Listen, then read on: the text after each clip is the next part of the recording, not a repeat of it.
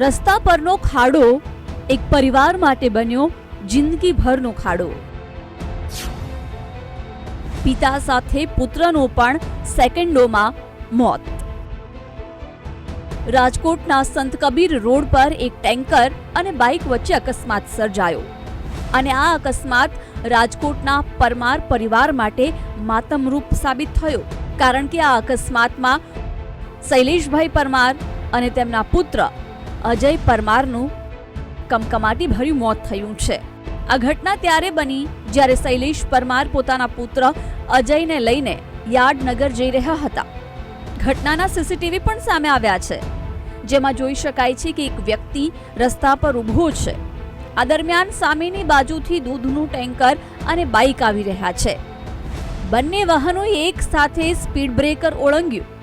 ત્યારબાદ રસ્તા પર ઊભેલો વ્યક્તિ બાઇક આડો આવતા તેને બાઇક ચાલક પિતા પુત્ર બચાવવા ગયા અને તેમના બાઇકનું વ્હીલ ખાડામાં પડતા બાઇક સ્લીપ થયું અને પિતા પુત્ર ટેન્કરની સાઈડ ફંગોળાયા, જેના કારણે ટેન્કર તેમના પર ફરી વળ્યું અને ઘટના સ્થળ પર જ પિતા પુત્રનું મોત થયું.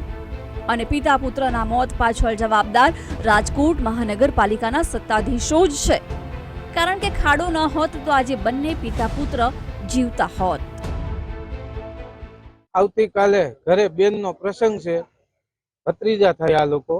અજયભાઈ શું કામ કરે છે? અજયભાઈ દીકરા જે રહ્યા એ નોકરી કરે છે અને પપ્પા જે રહ્યા એ મજૂરી કામ કરે છે. કઈ જગ્યાએ નોકરી કરે છે? હવે ઈ બહુ જાણ નથી. સુરતમાં સતગુરુ શ્રી રણછોડનગરમાં રહે છે. મૃતક શૈલેષભાઈનો પુત્ર અજય સુરત નોકરી કરે છે અને રાજકોટમાં કૌટુંબિક બહેનના લગ્ન હોવાથી આવ્યો હતો. બુધવારે પિતરાઈ બહેનના લગ્ન પણ છે અને કાલે મંડપ મુહૂર્ત હતું, પરંતુ પરમાર પરિવારને શું ખબર કે રાજકોટના રસ્તા પર રહેલા જીવલેણ ખાડા આ પિતા પુત્રને પણ ભરખી જશે.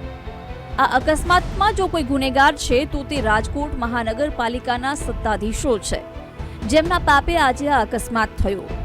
જો રસ્તા પર ખાડો ન હોત તો આજે પરમાર પરિવારનો ચિરાગ અને તેનો પાલનહાર બંને એક સાથે મોતને ભેટ્યા ન હોત. કેમેરામેન ધવલ ગુંડલિયા સાથે શનિ મૈયડ, વીટીવી ન્યૂઝ, રાજકોટ.